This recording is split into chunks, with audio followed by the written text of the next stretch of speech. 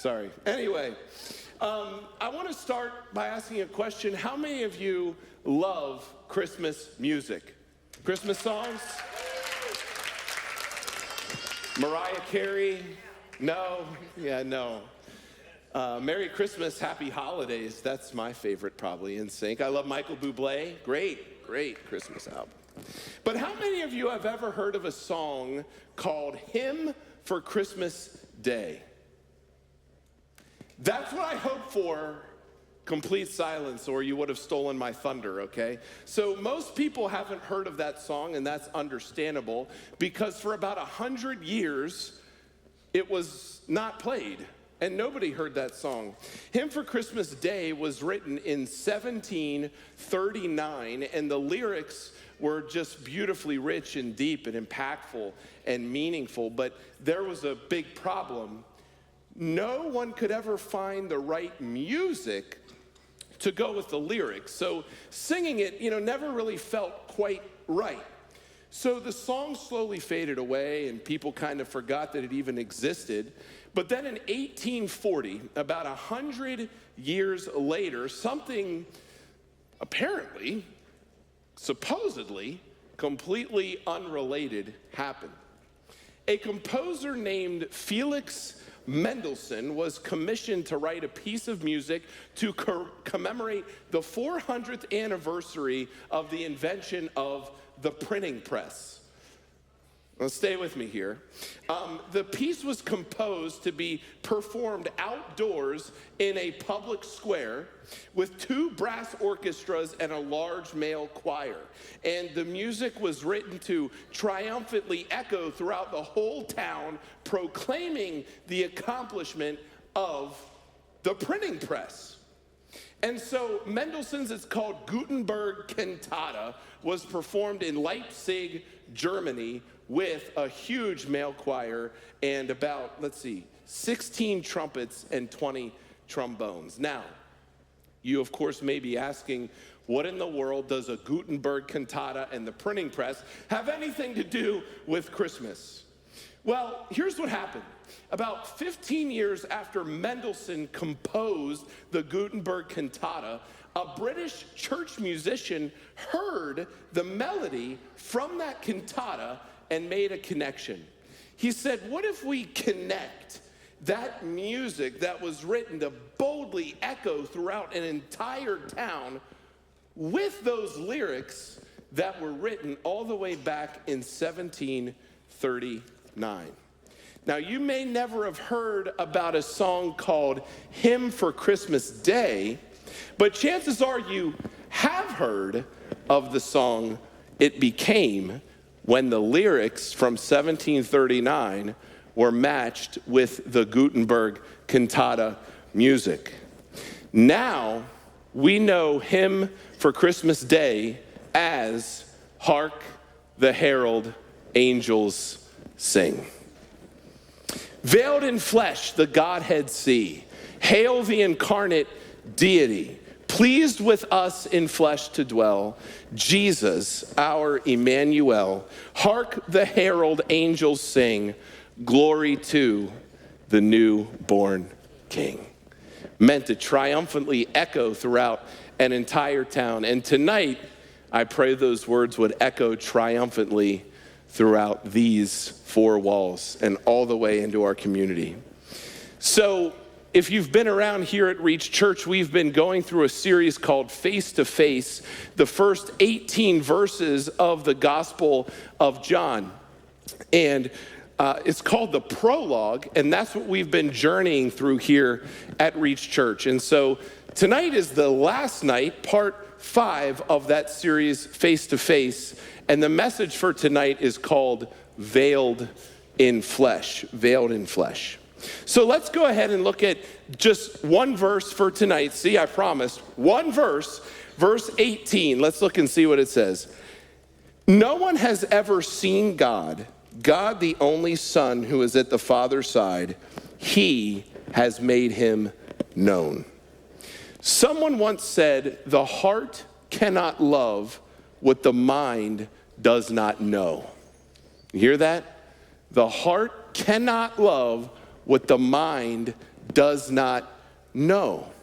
So that's why knowing God is essential. You can't really love God unless you know God, right? But here's the problem.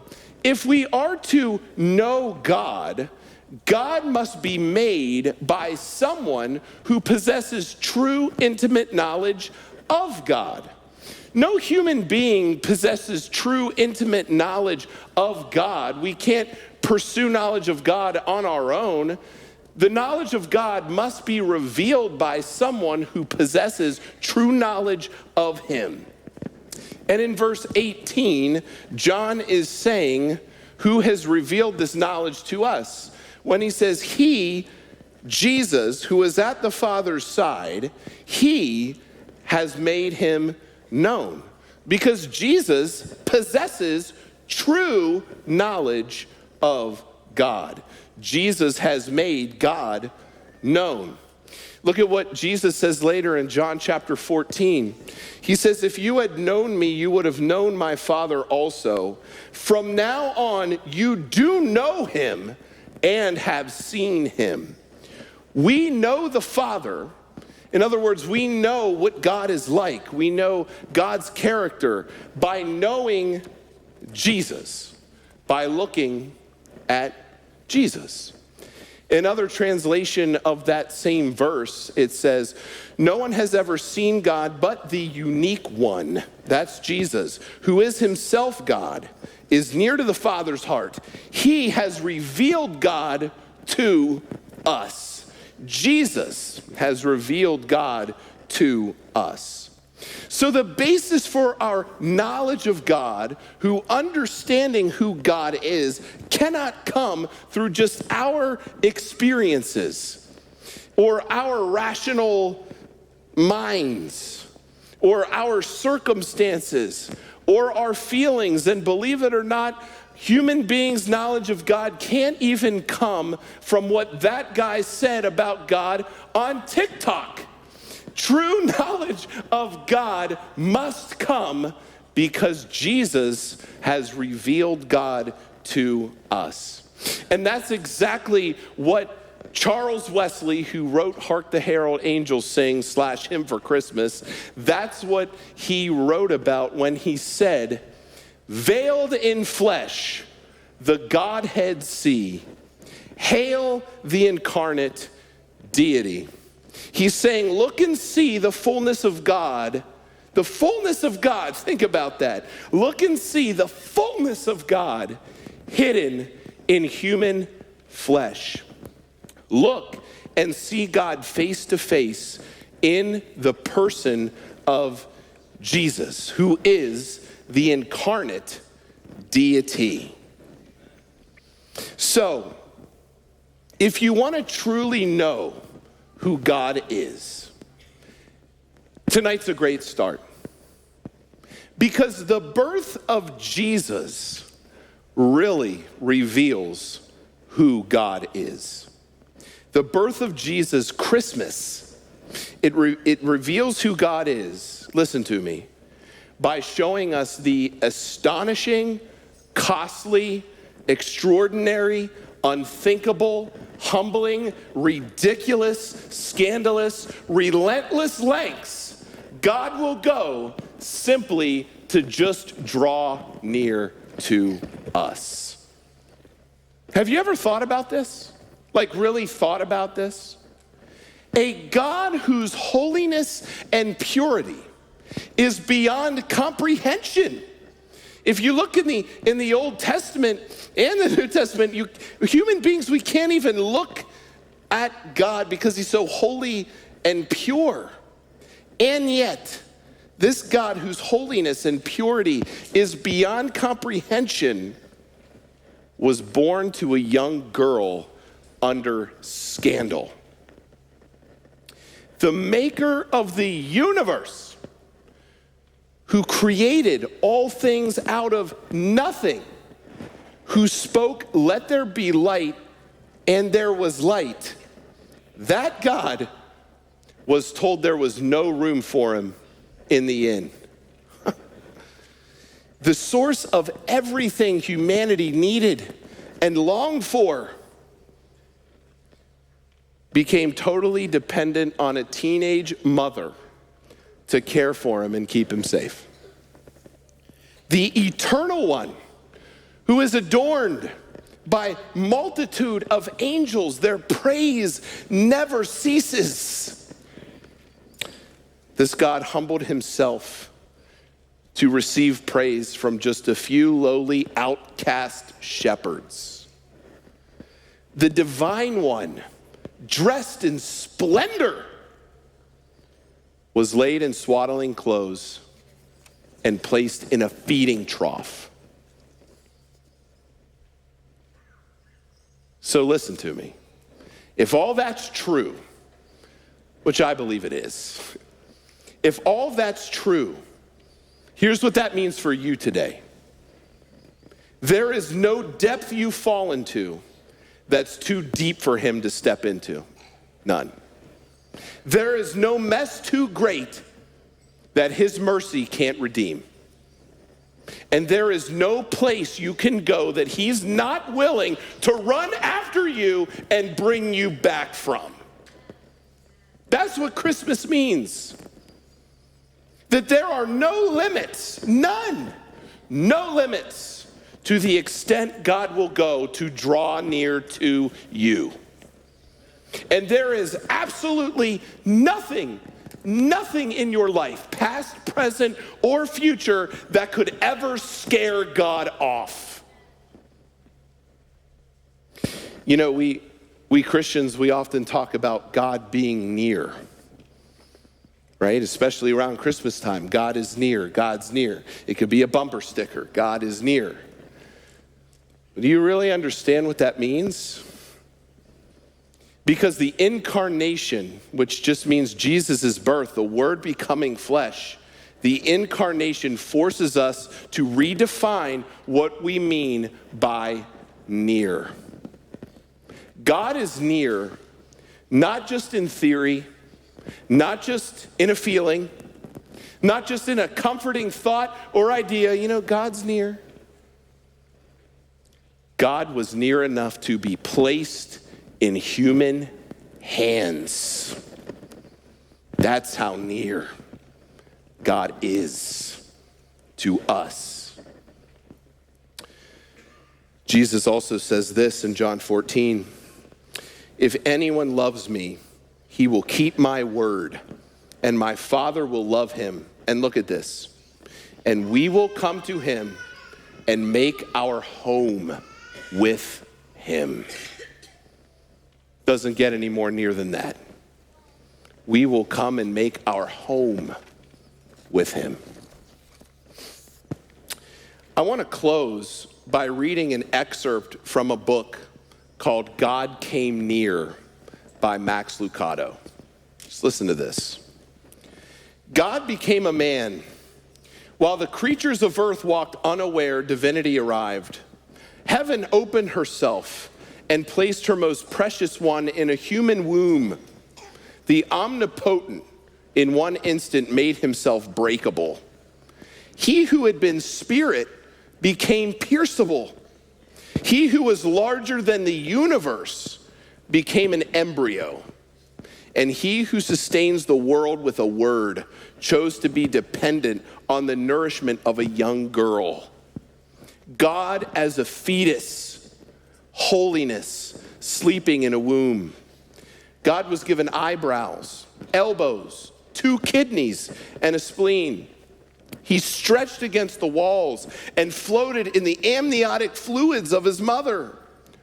God had come near.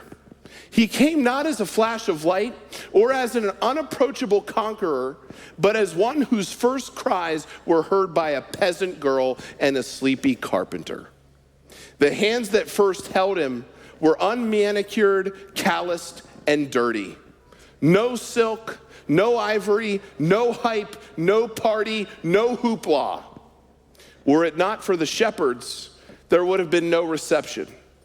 And if it were not for a group of stargazers, there would have been no gifts. Angels watched as Mary changed God's diaper. The universe watched with wonder as the Almighty learned to walk. Children played in the street with him as a young boy. Jesus may have had pimples. He may have been tone deaf. Perhaps a girl down the street had a crush on him, and vice versa. It could be that his knees were bony. One thing's for sure, he was, while completely divine, completely human. For 33 years, he would feel everything you and I have ever felt. He felt weak. He grew weary. He was afraid of failure. He was susceptible to willing women. He got colds. He burped, and he had body odor. His feelings got hurt. His feet got tired, and his head ached. To think of Jesus in such a light is, well, it seems almost irreverent, doesn't it? I mean, to talk about him this way, it's not something we like to do. It's uncomfortable. It's much easier to keep humanity out of the incarnation. Clean the manure from around the manger. Wipe the sweat out of his eyes. Pretend he never snored or blew his nose or hit his thumb with a hammer. He's easier to stomach that way. There's something about keeping him only divine that keeps him distant, packaged, predictable, and safe. But don't do it. For heaven's sake, don't do it. Let him be as human as he intended to be. Let him into the mire and muck of your world, because it is his chosen way of pulling us out. No one has ever seen God, God the only Son, who is at the Father's side. He has made him known. So do you know him? Do you know him? Really know him? Not just a God in the sky, not just a God in the clouds. Do you really know him? Because Jesus came that you may know him.